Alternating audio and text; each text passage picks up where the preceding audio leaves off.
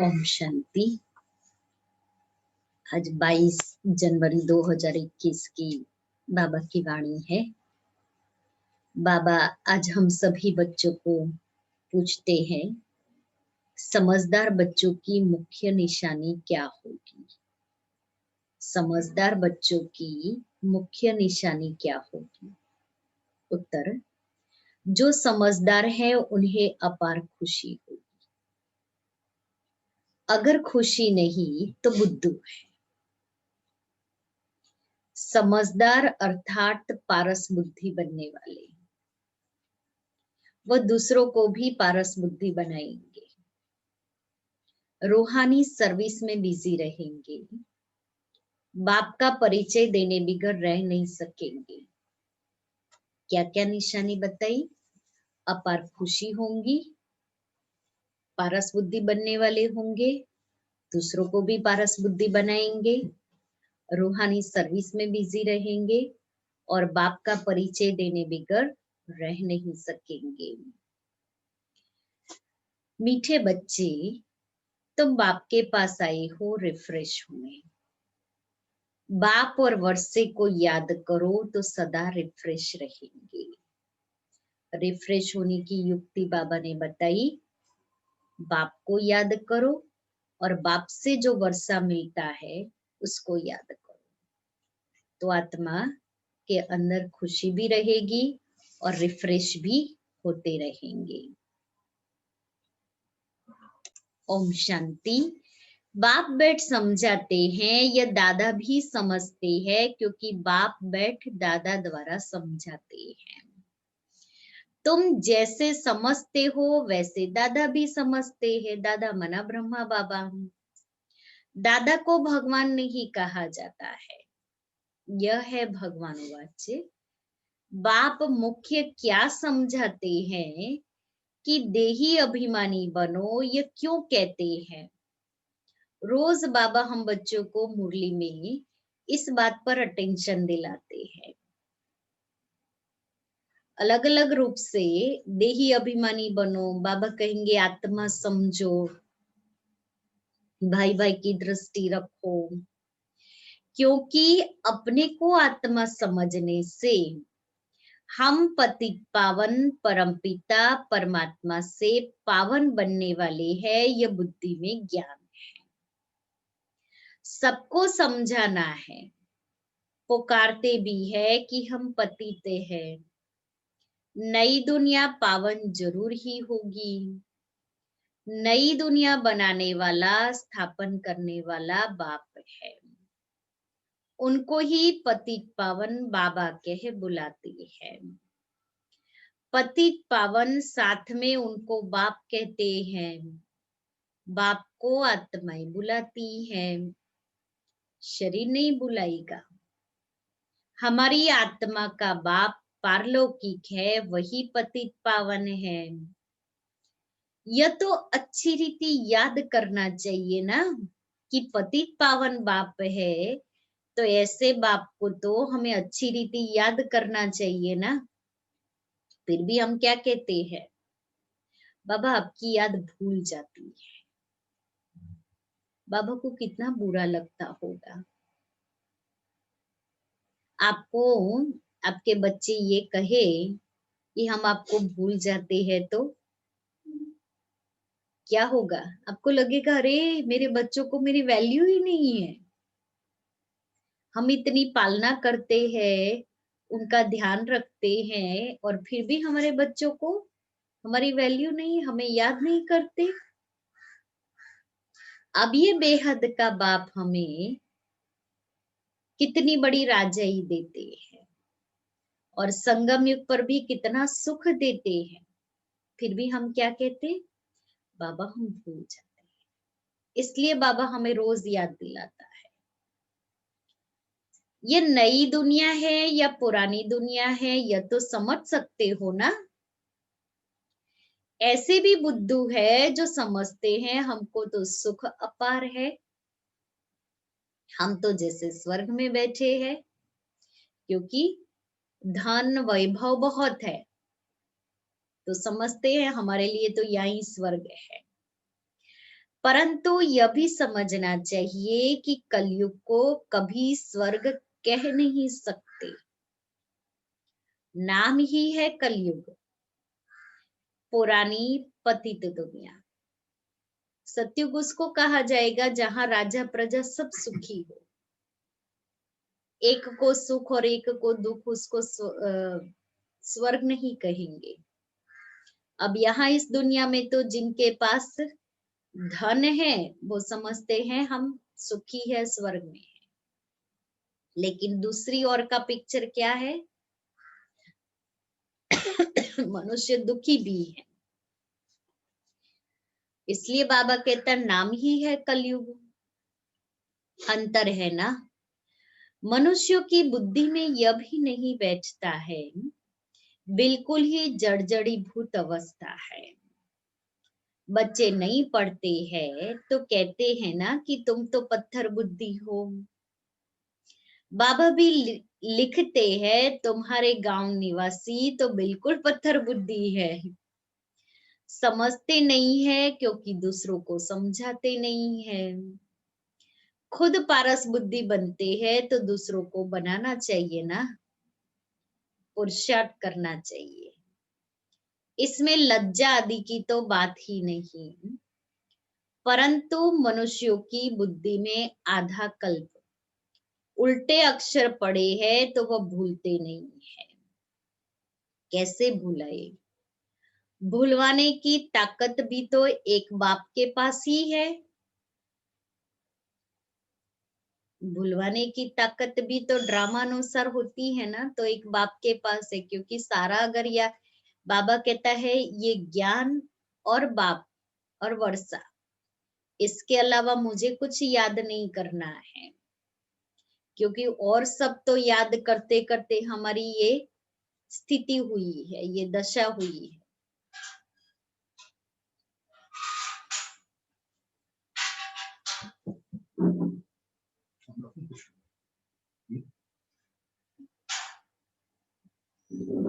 बाप बिगर ये ज्ञान तो कोई दे नहीं सकते।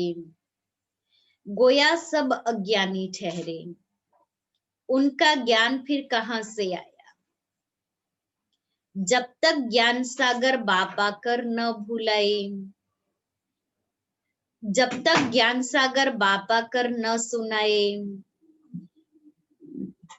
तमो प्रधान माना ही अज्ञानी दुनिया, सतो प्रधान माना देवी दुनिया। फर्क तो है ना।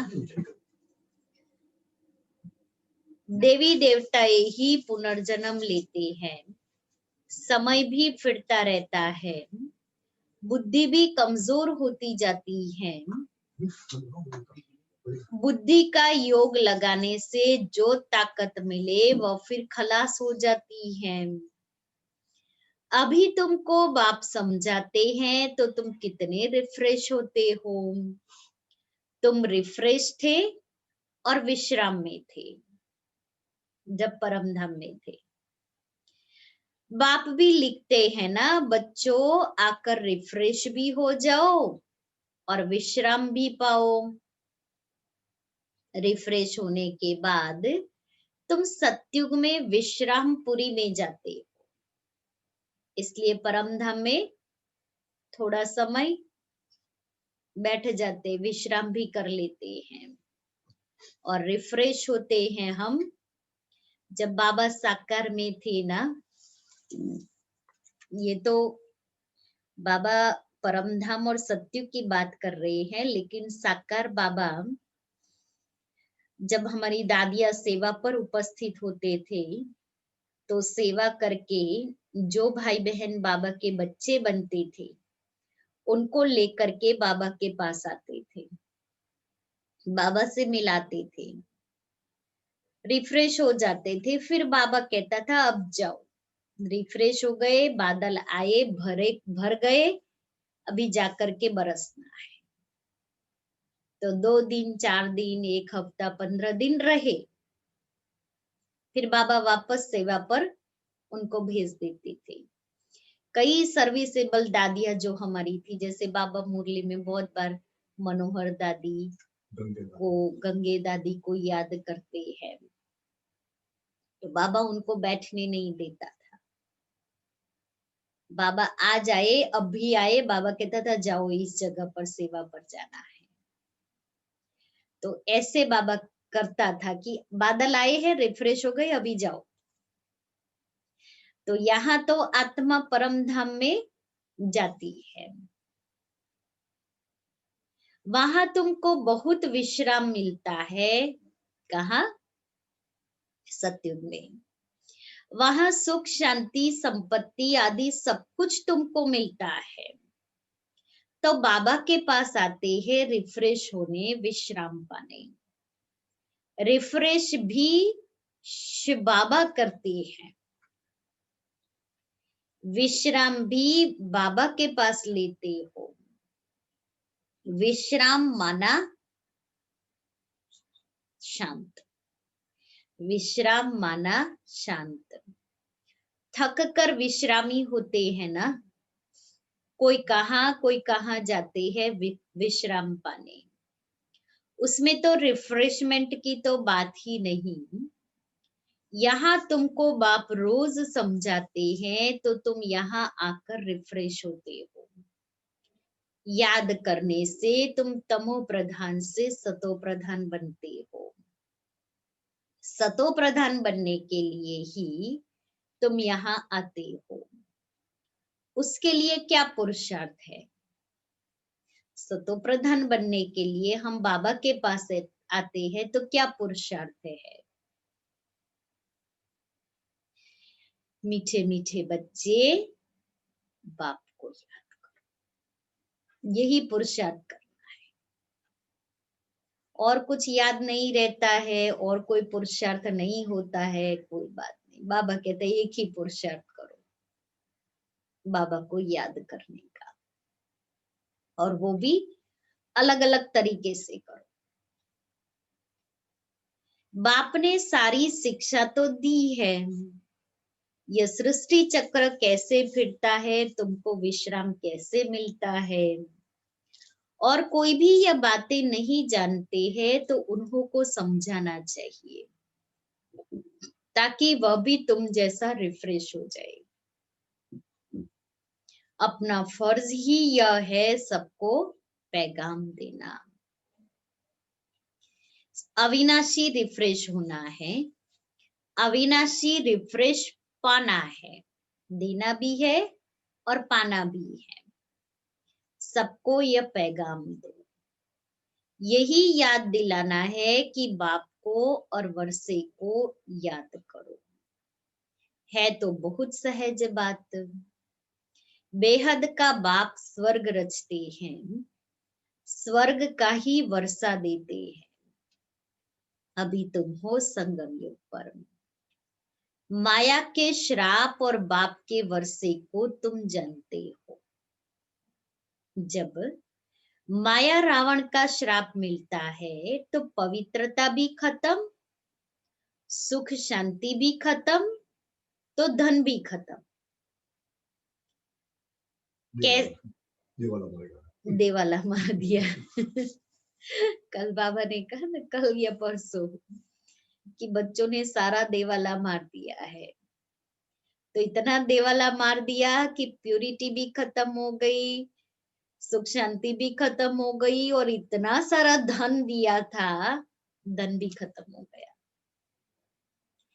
कैसे धीरे धीरे खत्म होता है वह भी बाप ने समझाया है। कितने जन्म लगते हैं, दुख धाम में कोई विश्राम थोड़ी होता है। सुख धाम में विश्राम ही विश्राम है। वहां न कमाने की चिंता है, न घर चलाने की चिंता है, न बाल बच्चों की चिंता है, कोई चिंता नहीं है। इसलिए तन से मन से रेस्ट है, कोई काम भी नहीं करना है वहां। जैसे यहाँ खाना बनाते हैं, लेकिन पुरुषार्थ करना पड़ेगा विश्राम पाने के लिए सत्युग में। तो तब विश्राम ही विश्राम होगा, मन से तन से वहां विश्राम। मनुष्यों को भक्ति कितना थकाती है, जन्म जन्मांतर भक्ति थका देती है। क्योंकि भक्ति में भावना होती है लेकिन भक्ति में भटकते भी बहुत है। ये मंदिर गए, वो मंदिर गए, 4 धाम किया, यहाँ माथा टिकाया, वहां माथा टिकाया, यहाँ मन्नत पूरी की, दूसरी जगह मन्नत पूरी की, इसलिए भक्ति में थक जाते हैं, कंगाल कर देती है।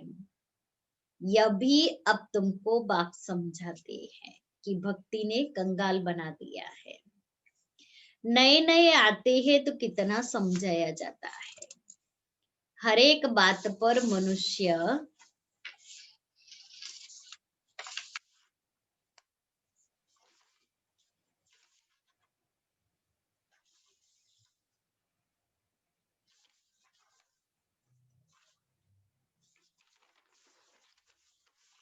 हर एक बात पर मनुष्य सोच करती है, समझते हैं कहाँ जादू ना हो, कि वहां जाएंगे ना ब्रह्मा कुमारियों के पास तो जादू लग जाए। अरे तुम कहते हो जादूगर, तो मैं भी कहता हूँ जादूगर हूँ, परंतु जादू कोई वह नहीं जो भेड़ बकरी आदि बना देंगे, जानवर तो नहीं है ना। ये बुद्धि से समझा जाता है। गायन भी है सुरमंडल के साज से, ये कहावत है। सुरमंडल के साज से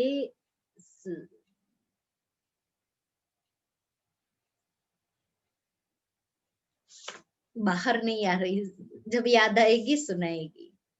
इस समय मनुष्य जैसे रीढ़ मिसल है, पूछो वक्त, यह बातें यहाँ के लिए है, सतयुग में नहीं गाते, इस समय का ही गायन है।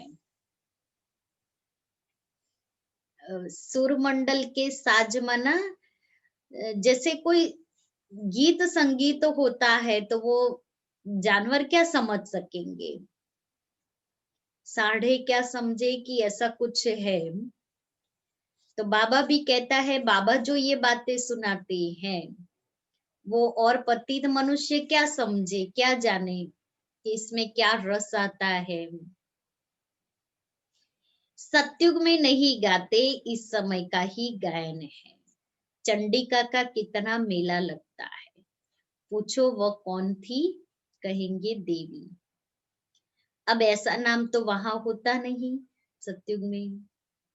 सतयुग में तो सदैव शुभ नाम होता है, श्री रामचंद्र, श्री कृष्ण, श्री कहा जाता है श्रेष्ठ को। सतयुगी संप्रदाय को श्रेष्ठ कहा जाता है। कलयुगी विषय संप्रदाय को श्रेष्ठ कैसे कहेंगे, श्री माना श्रेष्ठ। अभी के मनुष्य तो श्रेष्ठ है नहीं। गायन भी है, मनुष्य से देवता, किए करत न लागे बार। फिर देवता से मनुष्य बनते हैं क्योंकि 5 विकारों में जाते हैं। रावण राज्य में सब मनुष्य ही मनुष्य है, वहां है देवताएं, उनको डीटी वर्ल्ड, इसको ह्यूमन वर्ल्ड कहा जाता है। डीटी वर्ल्ड को दिन कहा जाता है, ह्यूमन वर्ल्ड को रात कहा जाता है, क्योंकि सतयुग त्रेता है दिन, द्वापर कलयुग है रात। दिन सोजरे को कहा जाता है, रात अज्ञान अंधियारे को कहा जाता है। इस फर्क को तुम जानते हो। तुम समझते हो हम पहले कुछ भी नहीं जानते थे, अभी सब बातें बुद्धि में है। बाप मिला तो सब समझ आई, जब तक बाप नहीं मिला था समझ नहीं थी। वही भक्ति मार्ग के अज्ञान अंधियारे में ठोकरें खाते रहते थे। ऋषि मुनियों से पूछते हैं, रचता और रचना के आदि मध्य अंत को जानते हो, तो वह भी नेति नेति कर गए, हम नहीं जानते। अभी तुम समझते हो, हम भी पहले नास्तिक थे। कैसे नास्तिक थे कि कण कण में भगवान कह दिया, बेहद के बाप को नहीं जानते थे। वह है असुल अविनाशी बाबा, आत्माओं का बाबा। तुम बच्चे जानते हो हम उस बेहद के बाप के बने हैं जो कभी जलते नहीं है। यहाँ तो सब जलते हैं, रावण को भी जलाते हैं, ह्यूमन बॉडी को जलाते हैं ना, रावण को भी जलाते हैं पुतला बना करके। समझ नहीं है इसलिए पुतला बना दिया, हर वर्ष जलाते रहेंगे। शरीर है ना, फिर भी आत्मा को तो कभी कोई जला नहीं सकते। तो बच्चों को बाप ये गुप्त ज्ञान सुनाते हैं जो बाप के पास ही है। गुप्त ज्ञान बाबा गुप्त में आकर के हम बच्चों को सुनाते हैं और हम गुप्त में ही अपनी राजधानी स्थापन करते हैं। कोई ढिंडोरा नहीं पिटवाते, किसी को पता नहीं है कि हम गुप्त में राजधानी स्थापन कर रहे हैं, क्योंकि गुप्त माना हम आत्मा इस ज्ञान के द्वारा अपने आप को चेंज करते हैं और दैवी संस्कार धारण होते हैं। वही दैवी संस्कार हमें सतयुगी दुनिया में ले जाते हैं। ये थोड़ी पता है किसी को। यह आत्मा में गुप्त ज्ञान है, आत्मा भी गुप्त है। आत्मा भी गुप्त है। शरीर में देखो, इतने बड़े शरीर में कैसे गुप्त में बैठी हुई है, एक कोने में। कोना में ना, वैसे तो यहाँ से सीधा सेंटर पॉइंट। आत्मा इस मुख द्वारा बोलती है, इसलिए बाप कहते हैं बच्चे देह अभिमानी मत बनो, आत्मा अभिमानी बनो, नहीं तो जैसे उल्टे बन जाते हैं, अपने को आत्मा भूल जाते हो। ड्रामा के राज को भी अच्छी रीति समझना है। ड्रामा में जो नोंद है वह हूबहू रिपीट होता है। ये किसको पता नहीं है कि ड्रामा का ज्ञान तो किसी के पास नहीं है। ड्रामा का ज्ञान तो बाप ही आकर के हम बच्चों को देते हैं, और इसे संगम पर ड्रामानुसार सेकंड बाय सेकंड कैसे चलता रहता है, यह भी नॉलेज बुद्धि में है। आसमान का कोई भी पार नहीं पा सकते हैं, धरती का पा सकते हैं। आकाश सूक्ष्म है, धरती तो स्थूल है। कई चीजों का पार पा नहीं सकते, जबकि कहते भी है आकाश ही आकाश, पाताल ही पाताल है, जिसका अंत नहीं है। शास्त्रों में सुना है ना, तो ऊपर में भी जाकर देखते हैं। साइंटिस्ट लोग जाते हैं ना, मून पर जाएंगे, मंगल ग्रह पर जाएंगे, चंद्र पर जाएंगे, लेकिन क्या मिलेगा? कुछ नहीं। वहां भी दुनिया बसाने की कोशिश करते हैं। अभी है ना, आया है ना, साइंटिस्ट लोग मंगल ग्रह पर गए, ये कहते हैं यहाँ मनुष्य अपनी दुनिया बसा सकता है। इसलिए अभी कहते हैं लोग प्लॉट खरीद सकते हैं यहाँ।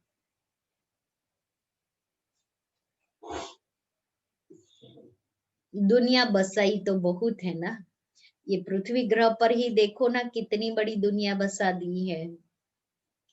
भारत में सिर्फ एक देवी देवता धर्म था और खंड आदि नहीं था, फिर कितना बसाया है, कैसे धीरे धीरे दुनिया बड़ी होती गई। तुम विचार करो कि सतयुग में सिर्फ हम देवी देवता थे और कोई नहीं था, पूरी दुनिया एक भारत खंड थी, और धीरे धीरे उस भारत में ही पार्टीशन होते होते अभी देखो भारत के भी कितने थोड़े टुकड़े में देवताएं होते हैं। जमुना का कंठा होता है। देहली परिस्थान थी, इसको कब्रिस्तान कहा जाता है, जहां अकाले मृत्यु होती रहती है। हम बच्चों को ये दुनिया जब तक कब्रिस्तान नहीं भासेगी ना, तब तक वैराग्य नहीं आएगा। और वैराग्य भी बाबा कौन सा कहते हैं? बेहद का वैराग्य। जब तक आत्मा को बेहद का वैराग्य नहीं आएगा, आत्मा उपराम नहीं होगी, आत्मा नष्ट मोह नहीं बन सकती। अभी तक भी हमें हमारी इंद्रियां खींच रही है। दादियों ने जो 14 साल तपस्या की, उसमें बेहद का वैराग्य, उनकी बुद्धि कहीं भी नहीं गई, उनको सिर्फ बाबा दिखाई देता था। सेवा पर भी जब उपस्थित हुए, तभी तो सारी दुनिया देख रहे थे, फिर भी बुद्धि में बाबा के सिवाय और कोई नहीं था। और आज हम दुनिया देख रहे हैं आंखों से, तो दुनिया खींचती है। इसलिए बाबा कहता, ये दुनिया कब्रिस्तान थी, जहां अकाले मृत्यु होती है। अमर लोग को परिस्तान कहा जाता है। तो हमें परिस्तान में जाना है, तो जहां जाना है उसको बुद्धि में रखना है।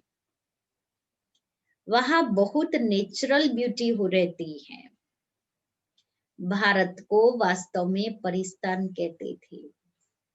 ये लक्ष्मी नारायण परिस्तान के मालिक है ना, कितने शोभावान है, सतो प्रधान है ना। नेचुरल ब्यूटी थी, आत्मा भी चमकती रहती है। बच्चों को दिखाया था कृष्ण का जन्म कैसे होता है।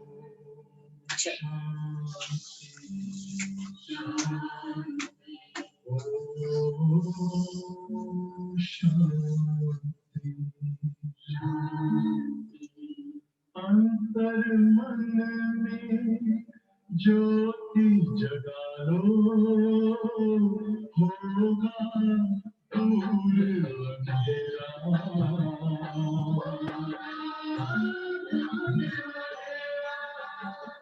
शिव का कर लो ध्यान, आ रहा पावन पुण्य सवेरा।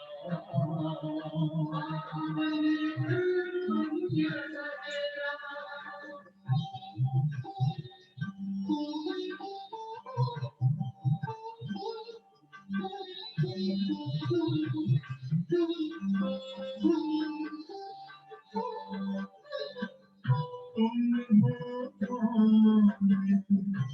कहाँ से आए, अपनी आँख को जानो। राजयोग के द्वारा अपना वर्ग पहचानो।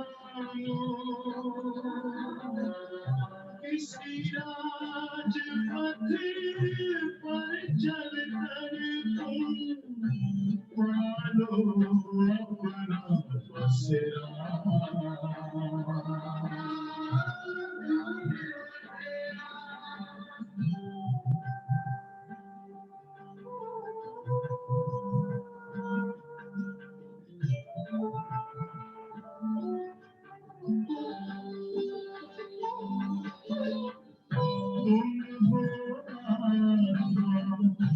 तन से प्यारे परमात्मा को प्यारे, दिव्य गुणों को धारण करके योगी बनो दुलारे। ज्योति बिंदु ही तोड़ेगा ये माया मोह का घेरा।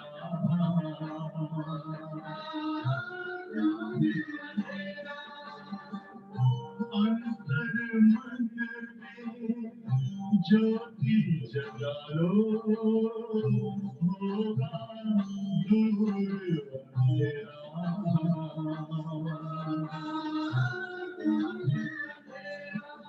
ओम शांति, ओम शांति, ओम शांति।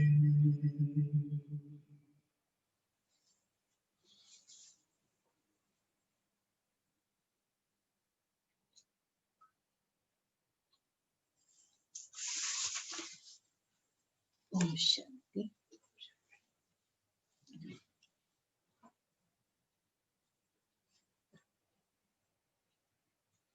तो बच्चों को दिखाया था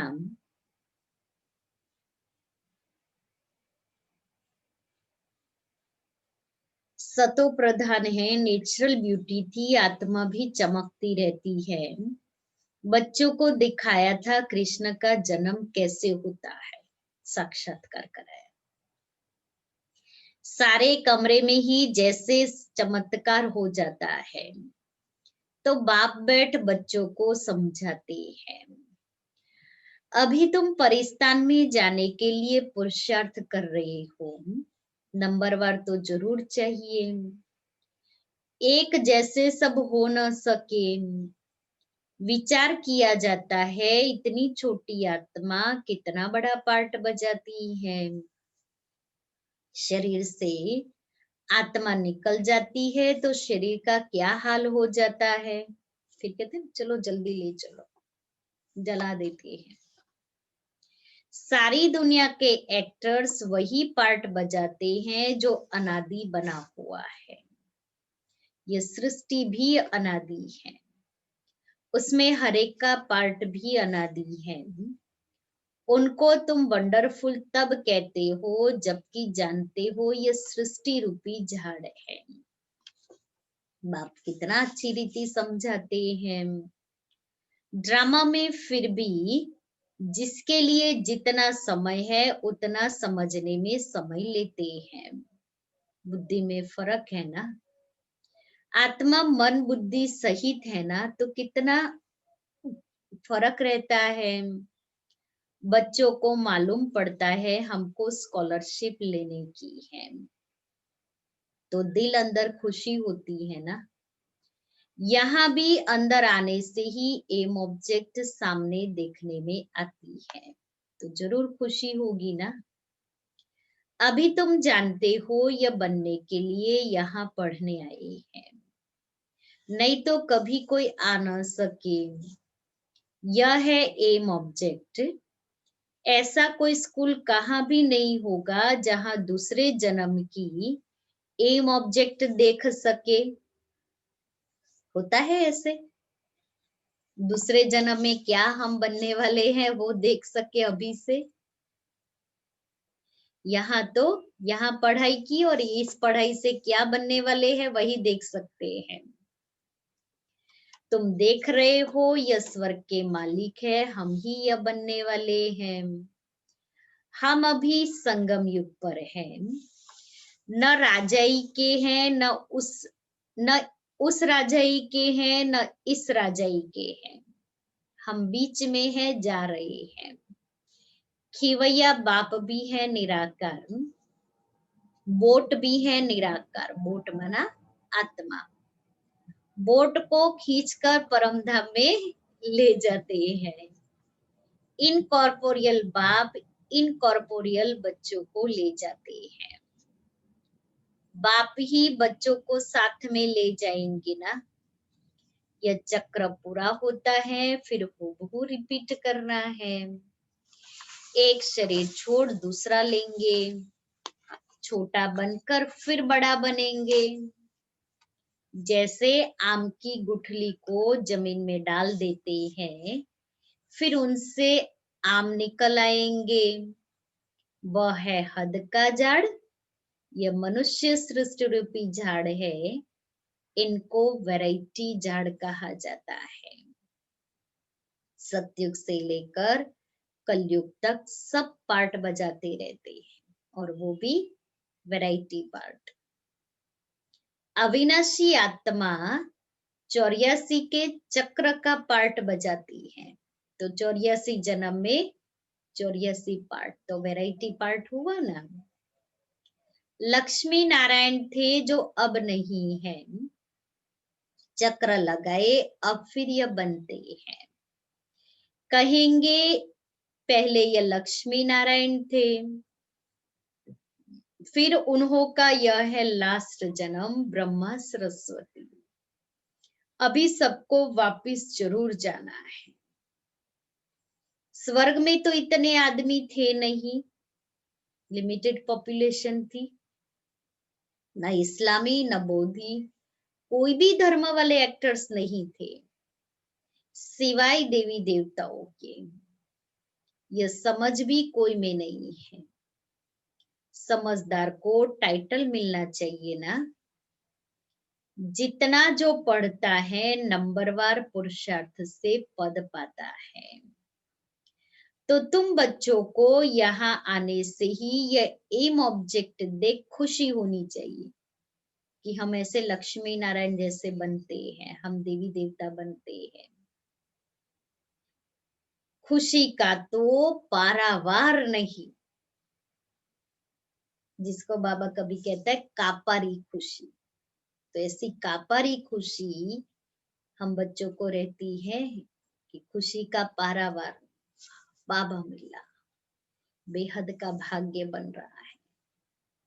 मैं कितनी श्रेष्ठवान भाग्यवान आत्मा, भगवान ने मुझे पसंद कर लिया, भगवान ने चुना, वो मुझे बैठ के पढ़ाता है, वो डायरेक्ट आकर के मुझे वर्षा देता है।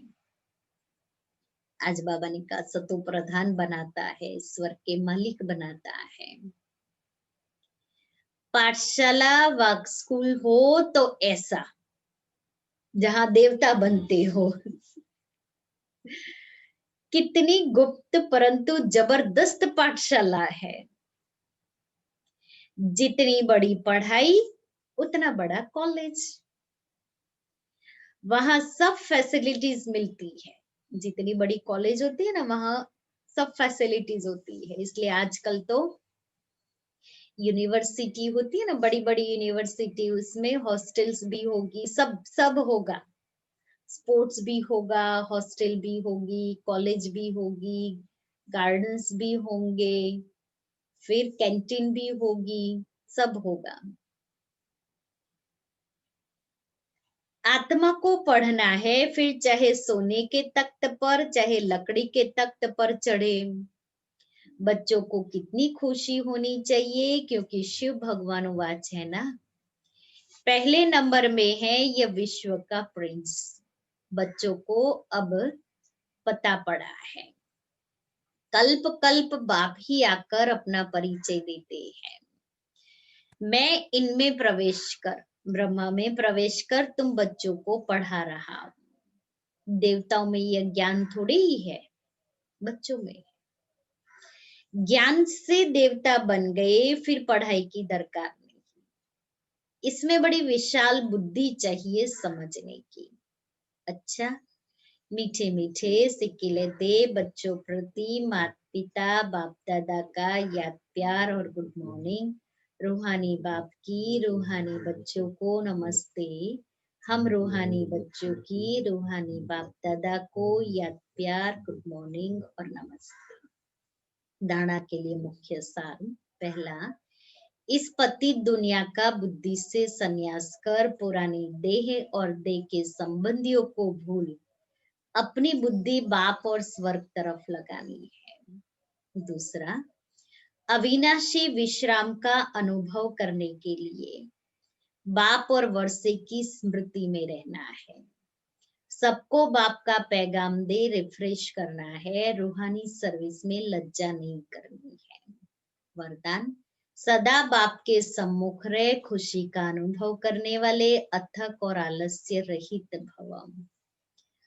डिटेल श्लोगन है, सिद्धि स्वरूप बनने के लिए हर संकल्प में पुण्य और बोल में दुआएं जमा करते चलो।